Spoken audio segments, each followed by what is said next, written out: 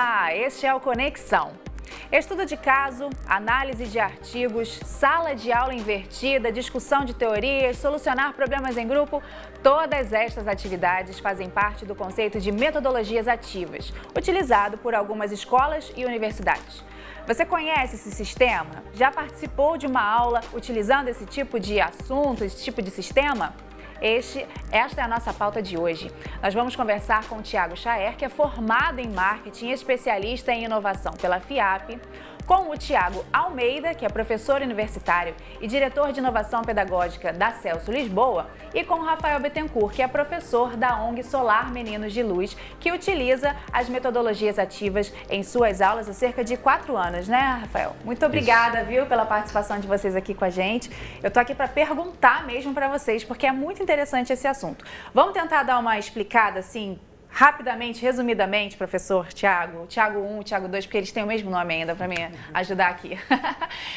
Eu dei alguns exemplos aqui no nosso texto de abertura, mas o que são as metodologias ativas? Não é uma coisa nova, né? É uma coisa antiga, mas que agora está vindo mais à tona, tô certa? Tá certa.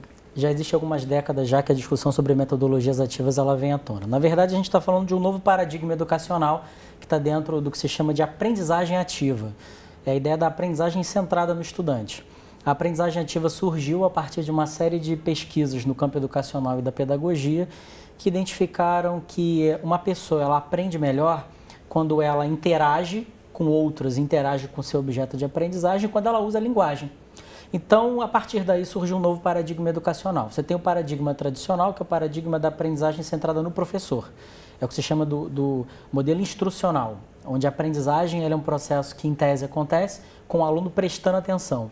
No modelo da aprendizagem ativa, o aluno aprende fazendo, ele aprende interagindo, ele aprende construindo junto com o seu objeto ou junto com colegas. Thiago Chaer, agora. Chaer ou Chaer? Estou falando errado? Chaer. Chaer, tá bom. Thiago, quando foi que você percebe que os alunos, as escolas começaram a dar sintomas de que essas aulas apenas expositivas não estavam sendo suficientes e que era momento de colocar a metodologia ativa em ação assim, nas salas?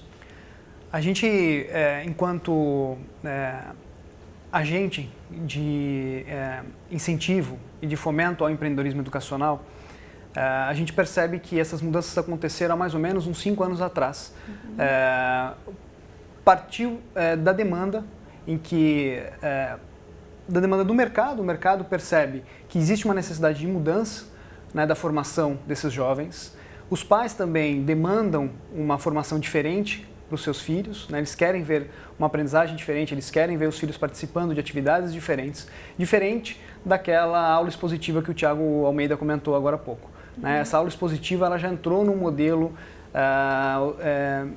que não faz mais sentido para os dias atuais. Mas como que se percebeu que não fazia mais sentido? O aluno estava chegando no mercado de trabalho despreparado, por exemplo? Foi um dos sintomas? Esse é um dos principais sintomas. Outro sintoma é quando o aluno, ou o estudante, ou o jovem, não está mais alinhado às expectativas da sociedade, ou seja, ele não é mais ativo, né? Ele não consegue construir alguns artefatos ou algumas atitudes, ele não consegue interagir apropriadamente na sociedade para resolver os problemas reais que a sociedade tem. Então, por exemplo, a gente, com o empreendedorismo, né, na Future Education, a gente trabalha muito esse lado do empreendedor. Como desenvolver essa competência empreendedora para que esse jovem consiga desenvolver e atender às necessidades reais da sociedade. O que a escola tenta fazer nesse modelo da aprendizagem ativa é fazer com que o aluno crie essa autonomia de agir positivamente no mundo. Entendi. Eu acho que esse é um dos principais contribuições que a metodologia ativa pode oferecer. E falando sobre essa questão positiva, né, acho que o Solar é um excelente exemplo, né? Uma escola que atende hoje mais de 400 crianças, né, lá no Pavãozinho. Quando é que vocês perceberam que vocês tinham que implementar as metodologias ativas lá na escola? Sempre foi assim? Porque o Solar já tem mais de 20 anos, né, de atuação. O Solar já tem uma história aí longa na educação, na comunidade do Pavãozinho. E possui um lema que é educar para libertar. Então sempre se preocupou também em estar aberto a essas inovações pedagógicas. A história mais recente de metodologias ativas no Solar, eu comecei a mexer com isso tem 4, 5 anos como professor de História do Solar. E foi uma percepção de sala de aula de que a aprendizagem realmente só acontece quando você tem a capacidade de lidar com a curiosidade das crianças, com a liberdade e afeto, né? Você tem que ter essas três dinâmicas na educação. E a sala de aula impossibilita isso para o professor, né? Então essa foi a primeira percepção como professor, de que eu entro na sala de aula já incapaz de resolver um processo de aprendizagem de uma criança. E a partir dessa percepção e a partir também de notar que cada criança tem um tempo de aprendizagem, tem um modo de aprender diferente, a gente começou a pesquisar formas diferentes de fazer educação. E como que foi a recepção desses alunos? Assim, eles têm consciência de que eles estão numa escola que ensina de um jeito diferente ou eles não percebem isso? Não, lá no Solar percebe porque até a gente adota um modelo de escola democrática também. Então a gente transforma não só a metodologia pedagógica, mas também a estrutura da escola, né? A gente chama as crianças para participarem das decisões, né? Para se tornar agentes do próprio aprendizagem. Isso é muito importante, porque vocês estão no Pavãozinho, é uma ONG, gente, é um trabalho muito bacana que eles desenvolvem lá e acabam formando as crianças lá para serem agentes de mudança daquela realidade, né? Agora, falando do exemplo da Celso Lisboa, como é que os alunos receberam isso, assim?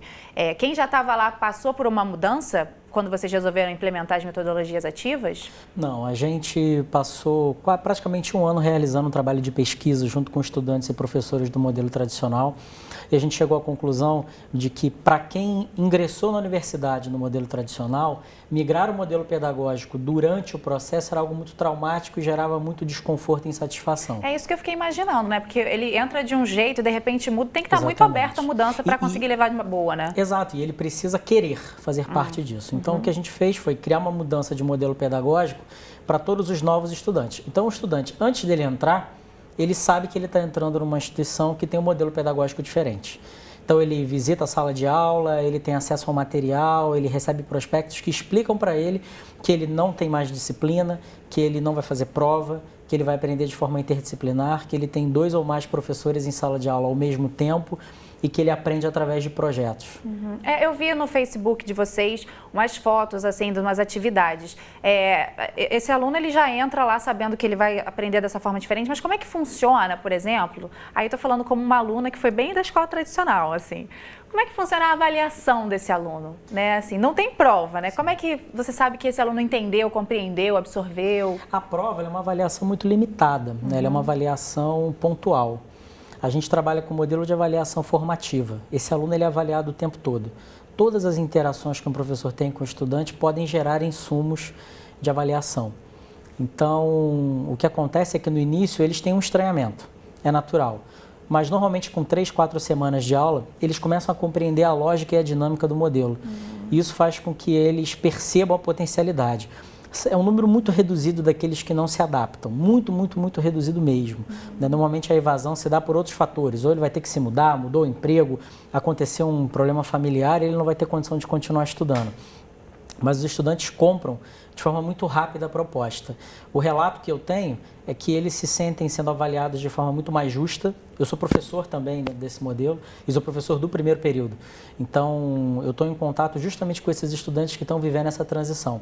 Eles se sentem avaliados de forma mais justa, eles se sentem se desenvolvendo de uma maneira mais plena, mais holística. E o que a gente observa, porque a gente trabalha com uma proposta colaborativa, é que eles levam de forma muito natural tudo que eles aprendem ali dentro da instituição para as suas vidas. Então eles começam a levar para o trabalho, eles começam a levar para a família, eles levam para o círculo de amigos, porque é uma experiência que transforma eles de uma maneira muito intensa, desde o início. Hoje mais cedo eu dei uma lida e li sobre um pesquisador que falava que quando a gente está ouvindo, até conversei com eles aqui antes, né? Esse pesquisador, o sobrenome dele é Maier. Ele dizia que quando a gente está ouvindo um excelente orador, a gente está com as nossas funções cognitivas ativadas. Então você aprende o que esse excelente orador está falando. Dá para a gente colocar as duas formas de ensinar juntas, colocar as metodologias ativas junto com o método expositivo, porque realmente existem professores que prendem a nossa atenção e a gente fica ali querendo até que ele fale mais, né? Não são todos, mas assim, tem gente que tem esse talento mesmo, né? Dá para colocar os dois juntos ou a gente está em uma sociedade diferente? Tiago? Dá para colocar, sim. Existem, acho que, professores que têm esse talento, né, que oferecem a oportunidade de a gente absorver um pouco mais dessa informação que ele está transmitindo. Eu acho que aí é um ponto que eu gostaria de pegar um gancho aqui com o Thiago Almeida. A aprendizagem, ela nem sempre vai ocorrer na aula expositiva, mas ela com certeza vai ocorrer na metodologia na aula ativa, né? Na aula expositiva, a gente tem que entender que o professor está transmitindo uma informação, e essa informação ela é construída dentro de cada indivíduo, e aí transformada em conhecimento. Então, é bom diferenciar essas duas coisas. Quando a gente fala, por exemplo, em tecnologias e soluções que auxiliam tanto o modelo tradicional expositivo quanto o modelo ativo, a gente tem que considerar esses dois modelos e considerar o modelo mental das pessoas que estão envolvidas, tanto do professor, né, que está oferecendo essa oportunidade de aprendizagem, quanto do aluno que está construindo essa aprendizagem, esse conhecimento. Você estava dizendo fora do ar que existem objetivos diferentes, né, Thiago? Você pode repetir isso para a gente, pro pessoal de casa? Tudo depende dos objetivos de aprendizagem do professor. Então, se o professor tiver um objetivo de aprendizagem que envolve o aluno ser capaz de criar alguma coisa, ou seja, dele exercitar o domínio cognitivo da criação, uma aula expositiva tradicional ela não vai ser a melhor abordagem pedagógica. Por quê? Porque numa aula expositiva o aluno está numa posição passiva escutando apenas. Ele não está exercitando a criação, que é o objetivo da aprendizagem. Se eu tenho como objetivo que o aluno, por exemplo, aprenda a analisar uma determinada situação, a aula expositiva também ela não vai ser mais adequada. Na realidade, quando a gente está falando de metodologia ativa, a gente está falando de uma mudança de paradigma. Lá na Celso Lisboa, a gente já tem 3 anos que o projeto acontece.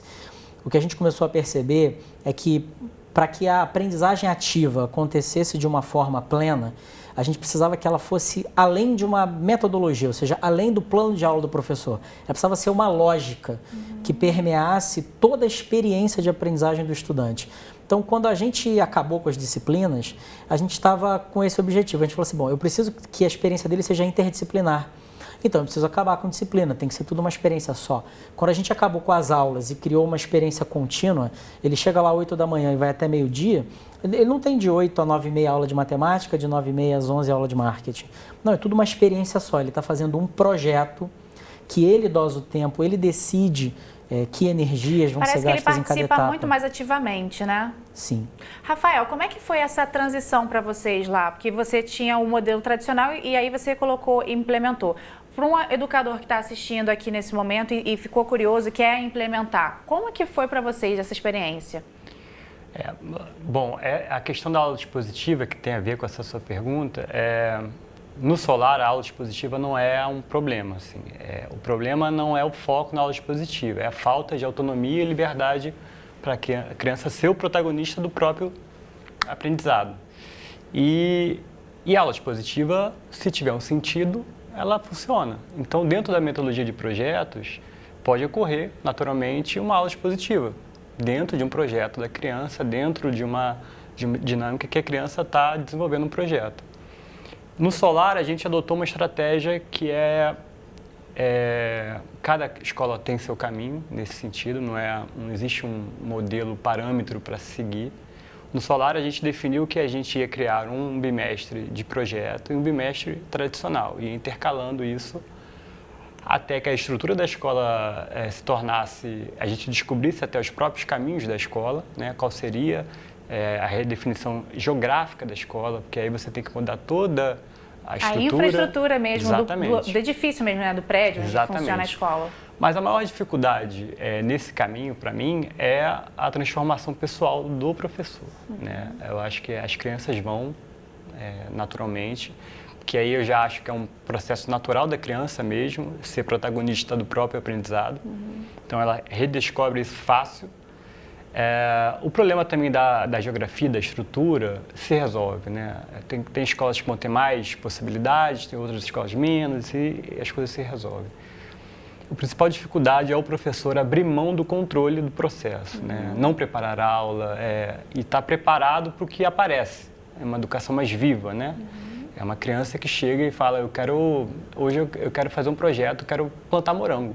Porque na minha casa da minha avó tinha uma plantação de morango e eu tenho essa memória de infância e eu quero fazer um projeto. E a partir dali você pegando o viés que você falou, que eu gostaria de entrar nessa última parte do nosso programa para a gente falar justamente sobre esse professor. Como é que é o preparo, Thiago Chaer, para esse professor, para esse educador que está acostumado a dar as aulas expositivas, para de repente dentro de uma proposta, de um projeto diferente, ele passar as metodologias ativas. Como é que ele faz essa transição? A gente lida muito com isso quando a gente está tratando com os empreendedores, quando eles vão implementar suas soluções em sala de aula. Então a gente tem soluções que atendem a um formato tradicional e as soluções que querem fazer alguma inovação dentro da sala de aula. E a gente tem que lidar com o modelo do professor. E como é que a gente convida esse professor a fazer essa mudança? Primeiro a gente tem que conhecer quem é esse professor, de onde ele vem, né? Qual que é o modelo de aula que ele dá, que ele oferece aos alunos. Como é que essa escola está implementando esse projeto de inovação? E aí ver como isso se casa. E como é que essa solução de inovação está considerando essas duas partes, né? O projeto e o professor. Esse professor, que é o professor tradicional, ele precisa ser convidado e precisa estar claro quais são as premissas, os objetivos e qual que vai ser o ganho que esse professor vai ter durante esse projeto. Ele tem que passar por alguma especialização, algo diferente, talvez fazer uma pós-graduação, alguma coisa do tipo, ou com o que ele tem de faculdade, mais o que ele tem de mercado de trabalho, né, o que ele tem de experiência, ele consegue se adaptar? Eu acho que considerar as experiências anteriores do professor é fundamental. Não é descartável tudo que ele já aprendeu até aqui. Pelo contrário, é possível utilizar toda essa experiência que o professor adquiriu ao longo de anos como professor e implementar nesse projeto de inovação. É claro que existem vários cursos e várias formações que esse professor pode ter para trabalhar com inovação, mas especialmente valorizar esses conhecimentos, essas experiências já adquiridas por esse professor, na nossa opinião, é fundamental. Na sua experiência, seria possível a gente pensar um país como o Brasil, na nossa educação, né, vamos colocar aí, enorme, que a gente tem um país gigantesco. Você consegue ver o Brasil mudando a sua forma e adaptando, colocando as metodologias ativas dentro da nossa realidade de educação? Sim, com certeza é possível. Isso é caro? Eu não sei se é uma questão de dinheiro, né? Porque na linha do que o Thiago Chaer estava explicando, já há 4 anos trabalhando com metodologias ativas como professor e também planejando formação de professores, o que eu tenho observado é que você tem 2 camadas de formação. A primeira camada, ela tem a ver com o entendimento da lógica da aprendizagem ativa. O professor, ele se enxergar dentro de um novo paradigma. Ele entender que não é só a técnica pedagógica que ele vai utilizar, não é só a aula que ele vai planejar, mas é a forma dele se relacionar com o estudante que vai mudar também. Tem uma segunda camada, que é uma camada mais específica, que é saber conduzir uma discussão de caso, saber conduzir e planejar uma aprendizagem baseada em projetos, uma aprendizagem baseada em equipes, uma aprendizagem baseada em problemas. Muda a forma do professor trabalhar? Completamente. Completamente. Eu fico pensando assim, porque eu sou jornalista, eu trabalho de um jeito. Aí, de repente, encontram outra forma. Karen, você vai conseguir comunicar de uma forma diferente se você fizer desse jeito. É uma adaptação interessante e profunda, na minha opinião, né? Assim, você mudar a forma de alguém trabalhar é algo bem forte. Você sai da lógica do ensino e vai para a lógica da aprendizagem. O foco do professor não é mais planejar o que ele vai ensinar. O foco do professor é planejar o que o estudante vai aprender. Só que cada estudante aprende de uma determinada maneira. Então você precisa fazer uma mudança em todo o modelo de trabalho. Porque quando você adota uma lógica de aprendizagem ativa, não necessariamente o professor sabe o que vai acontecer. Na linha da explicação do que o Rafael estava colocando, principalmente na aprendizagem baseada em projetos, você abre espaço para o estudante trazer os seus interesses. Então não adianta nada o professor, por exemplo, falar assim, olha, eu vou adotar metodologia ativa. Ou a escola diz, eu a partir de agora vou trabalhar com metodologias ativas. Mas você continua controlando o processo inteiro, planejando tudo, decidindo o que vai acontecer em cada minuto da experiência do estudante. Porque aí você não abre espaço para o interesse dele, para a curiosidade dele. E isso é fundamental para a construção de qualquer postura autônoma. Isso, quando eu estou ouvindo, assim, eu me imagino muito em umas questões assim, de rede social. Não sei se vocês sentem isso também. Quando você entra numa rede social, você entra com a sua bagagem, mas você vai receber também as outras, né? Você estava comentando, Rafael, que o mais difícil, no caso de vocês, foi essa questão do educador se adaptar. Qual que foi a principal dificuldade assim, que você viu, assim, top 3 aí. Qual que foi a principal dificuldade desse educador? A principal dificuldade é mesmo esse processo de transformação interna, porque a gente vem de uma estrutura de educação que é assim desde a nossa escola, a nossa própria educação foi assim. A formação de professores é feita dessa maneira. Parece que falta um pouco de referência, até pra gente, né? Eu estou conversando com vocês e imaginando, porque eu não tenho essa referência mesmo, né?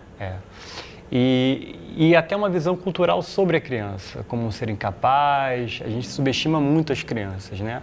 E a criança, a gente sabe, e a neurociência nos ajuda até nesse sentido, que a criança, ela, como bebê, como uma criança na primeira infância, ela tem uma capacidade de aprendizagem enorme, ela é um pequeno cientista, praticamente, né? Um pequeno gênio, ela aprende a falar sozinha, aprende a andar sozinha, ela está toda hora experimentando coisas, derrubando coisas, prestando atenção nos sons. Não tem medo, né? Exatamente.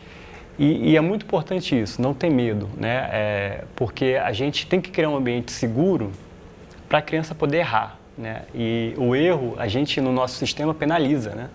O erro é um peso muito grande, o que gera ansiedade, gera problemas, enfim, a gente está aí dopando as nossas crianças com remédios, com problemas assim de aprendizagem, déficits